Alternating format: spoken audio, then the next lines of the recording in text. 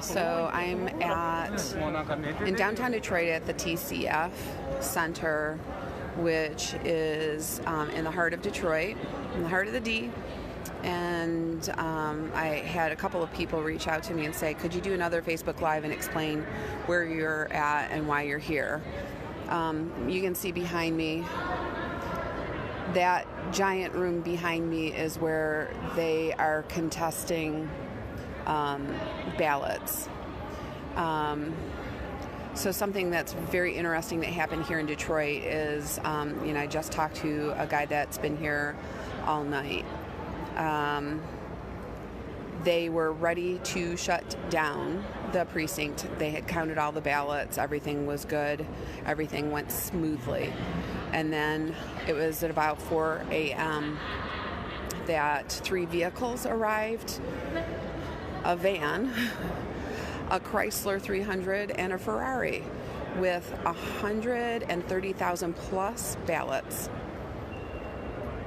He said he was astonished as they started counting the ballots. He was astonished that every single ballot, like literally 100% of that 130,000 ballots were all Biden ballots that hadn't been delivered to the precinct before the cutoff time for this precinct.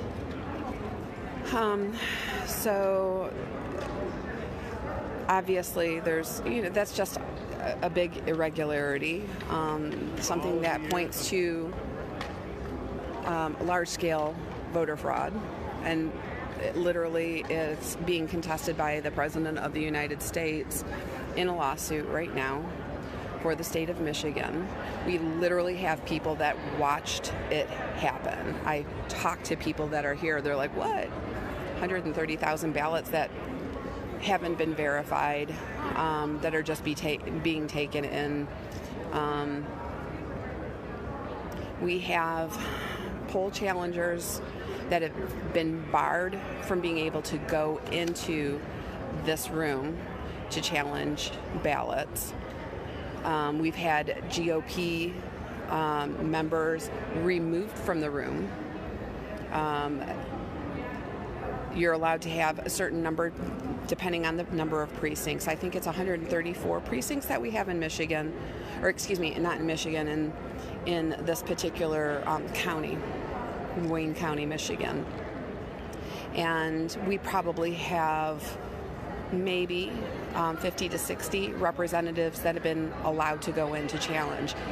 Mind you, according to federal law, for each precinct, there is to be one Democrat, one Republican to challenge.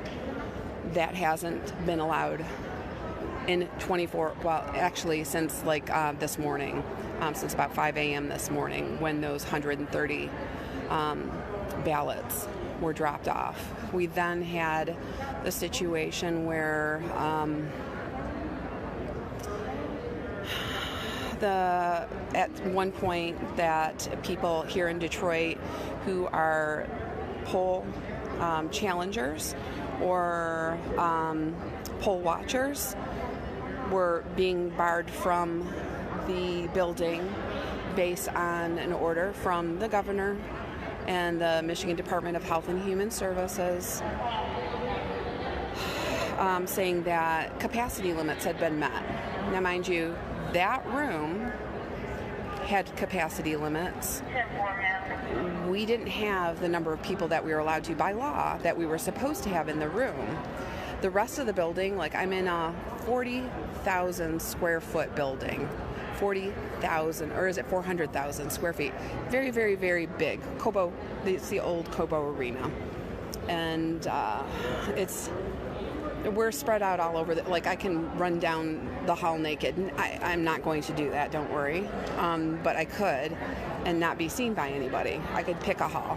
That's how not populated it is. So that we have the Michigan Department of Health and Human Services treating this like it's any regular day, not a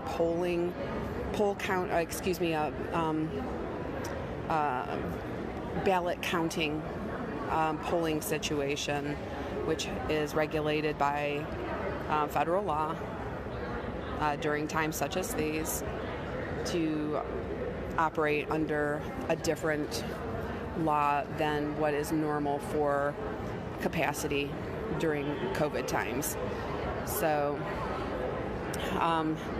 in addition, we know, like we've seen, we've heard, that poll workers, the poll contesters are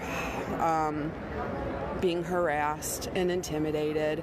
The ACLU was allowed in to the room and to interfere with somebody from the GOP to challenge a poll. And I'm like, why does the ACLU get to have representation, but nonpartisan and Republicans are being barred from not only entering the challenge room, but also the building? At one point, I left the building, and again, I'm at TCF in Detroit to go and make copies, and I got stuck in an elevator because the security guard said I wasn't allowed to go back up, and I'm like, these are, I talked my way out, out of that, of course, because, it's me. These are official documents for the GOP, which they were, to contest polling practices, and, I need to go up. This is, my person that I came with is here, my car keys are here. There were a lot of people that were locked out of the building after they'd been in. They left for lunch. They weren't allowed back in, again, under the order of the Michigan Department of Health and Human Services. So, shenanigans in Detroit. And I'm not making light of it because it's really heartbreaking that this is what we've come to as a country. This is what we've stooped to as a country. Shame on us. Shame on us that partisan politics has taken away common decency, truth, honesty, integrity. It is disgusting what is happening in Detroit. It is disgusting. And it isn't about an election. It is about major fraud on a major scale that was very well organized.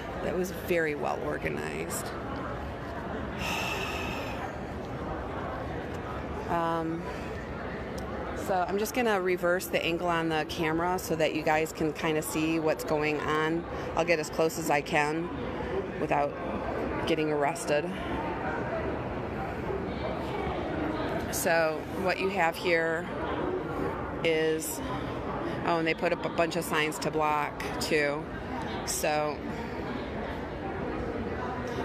this is where all the GOP people that are waiting to get into the room are standing. They just a few minutes ago let in 5 people, but no more than 5 people. And we know that we're down probably 50 people in there. So it's been very interesting.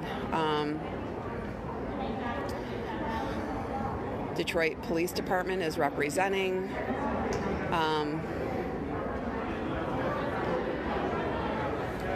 Again, when I got stuck in the elevator with the security guard told me that it was the management company for TCF Center that was making the call on locking people out. And so I tracked that person down and I talked to him, and I have his business card. And he's like, no, it wasn't us. He's like, I don't know where that would be coming from. Michigan Department of Health and Human Services was also here, and I chased him down. And I talked to him, and he's like, well, I don't know voting laws. And I'm like, well, why are you here trying to regulate? Because this is a voting situation. This is a poll counting location. This is not business as usual. Why are you even here? And he's like, well, I'm calling my supervisor, and I will, I'm waiting for direction from my supervisor.